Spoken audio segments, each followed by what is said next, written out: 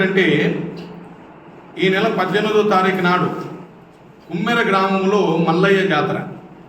మల్లయ్య అంటే మల్లికార్జున స్వామి. ఆ జాతరలో జరిగినటువంటి ఇన్సిడెంట్ ఏదైతే ఉందో దానికి మేమందరం కూడా బాధపడతా ఉన్నాం, చింతిస్తూ ఉన్నాం. అది జరిగి ఉండాల్సింది కాదు. అన్ఫార్చునేట్గా అక్కడ జరిగిన ఇన్సిడెంట్ ఆ టెంపుల్ సంబంధించి ఒక రజక సోదరుని భార్య ఆ లైన్లో ఉండటం, ఆ దేవాలయానికి సంబంధించిన వ్యక్తులు కొంతమంది ఆ టికెట్ తీసుకున్నారా లేదా ఇన్సిడెంట్ ఏదో మాకు కరెక్ట్ తెలియదు, కానీ ఆ ఇన్సిడెంట్ కూడా జరిగి ఉండాల్సింది కాదు. ఏది ఏమున్నా ఆ చిన్న పాప ఏదైతే ఉందో వాళ్ళ కూతురు, ఆ 2 నెలలు 4 నెలల పాప ఉన్నది. ఆ పాప చనిపోవడం జరిగింది. ఆ పాప చనిపోయిన విషయం కూడా ఆ గొడవ అయిన తర్వాత దాదాపు 3 రోజుల తర్వాత పాప చనిపోయింది.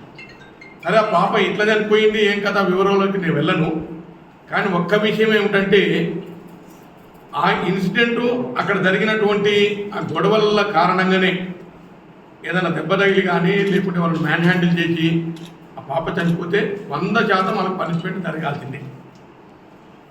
అది ఏ పార్టీ వాళ్ళైనా, ఏ క్యాస్ట్ వాళ్ళైనా, ఏ రిలీజియన్ వాళ్ళైనా. కాంగ్రెస్ పార్టీ, ప్రజాప్రభుత్వం, గౌరవ ముఖ్యమంత్రి గారు వారి ఆలోచన విధం ఏంటంటే అందరికీ న్యాయం జరగాలి. దీంట్లో ఎక్కడ కుల మతాలకు రాజకీయ భేదాలకు ఎక్కడ కూడా తావివ్వకుండా అందరికి ఒక మంచి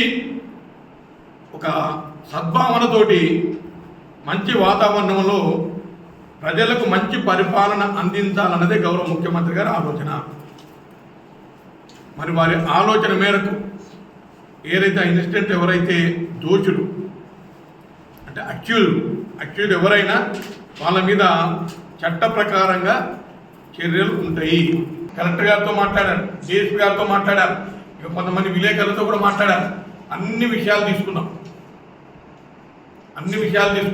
అంత మాకు అక్కడ జరిగిన ఇన్సిడెంట్ అంతా గుర్తుంది. ఏది ఏమైనా ఆ పాప చనిపోయేది బాధాకరం మాకు కూడా. అక్కడ బీసీ కానీ దళితులు కానీ ఎవరికే జరిగినా, let it be any caste, let it be any religion, ఎవరు జరిగినా చట్టం తన పని తను చేసుకుంటూ పోతుంది. 100% కేర్ చేయమని చెప్తా ఉన్నాం. ఇదే కాకుండా నష్టపోయిన బాధిత కుటుంబానికి అన్ని రకాలుగా ప్రభుత్వం ఆదుకుంటుంది. ఇప్పుడే మా ఎమ్మెల్యే గారితో మాట్లాడి వాళ్ళకి ఇల్లు లేదు, వాస్తవంగా వాళ్ళు రెంటెడ్ హౌస్లో ఉంటున్నారు. వాళ్ళు అడగకపోయినా యాజ్ ఎ జిల్లా అధ్యక్షుడిగా నా బాధ్యత కూడా ఉంది. మేము మా ఎమ్మెల్యే గారితో కూడా మాట్లాడాం. మా ఎమ్మెల్యే గారు ఇద్దరు కాన్సెప్ట్ తీసుకొని చెప్తామని ఇందిరమ్మ ఇల్లు త్వరలోనే వారం రోజుల్లో ఇందిరమ్మ ఇల్లు శాంక్షన్ చేస్తాము. ఒకటి. రెండవది, ఆర్థికంగా ఏ రకంగా చేయాలో మేము ఆదుకుంటాం. ఈ విషయాన్ని గౌరవ ముఖ్యమంత్రి గారి దృష్టికి తీసుకెళ్తాం. వాళ్ళ ప్రభుత్వ పరంగా కూడా సహాయ సహకారాలు అందించడానికి మా వంతుకు మేము కృషి చేస్తాం. కానీ దీంట్లో బాధాకరమైన విషయం ఏంటంటే ఈ ఇన్సిడెంట్ గురించి గతంలో దోషులుగా ఉన్న వాళ్ళందరూ కూడా, అందరంటే గత ప్రభుత్వ పెద్దలు, మాజీ ఎమ్మెల్యే గారు, ఆయన చాలా ఉన్నాయి. ఎవరెవరి మీద ఎస్సీ ఎస్టీ కేసులు పెట్టిన లిస్టు ఉంది నా దగ్గర. ఎవరెవరిని ఇబ్బంది పెట్టింది, ఎవరెవరిని కొట్టించింది, ఎవరెవరు ఏ రకంగా చేసిన అన్ని లిస్టులు ఉన్నాయి మాకు. మేము మరణాగా రాజకీయం చేయాలంటే మా ఆత్మాభిమానం ఒప్పుకోదు, మనస్సాక్షి ఒప్పుకోదు. వాళ్ళు తప్పు చేసినట్టు మేము చెప్పాం. సందర్భం వచ్చినప్పుడు మాత్రం అన్ని లెక్కలు తీస్తాం.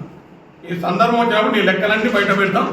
ఇప్పటికైనా దీన్ని పొలిటికల్ మైలేజ్ కోసం వాడకండి. అట్లాగే ప్రజా సంఘాలకు, కుల సంఘాలకు చాలామంది పెద్ద మంత్రులు వచ్చారు. వాళ్ళందరినీ విజ్ఞప్తి చేస్తూ ఉన్నాను, ఇది వాళ్ళ కుటుంబానికి న్యాయం కోసం పాటుపడతాం. వాళ్ళ కుటుంబం ఆర్థికంగా ఇబ్బందులు ఉన్నాయి, లో సోషియో ఎకనామిక్ కండిషన్. వాళ్ళకి ఏ రకంగా మనం సాయం చేయాలో దాని మీద దృష్టి పెట్టండి.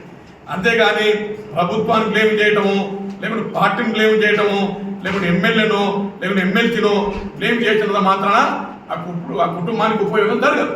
ఆ చిన్న అమ్మాయి, ఆ 2 నెలల అమ్మాయి మాదిగ సామాజిక వర్గం వాళ్ళు పరామర్శించడానికి 6 రోజులు పట్టింది అనేది విమర్శలు చాలా ఉన్నాయి సార్. మీరు చేయడంలో తగ్గదమని కాదు, అదేం కాదు.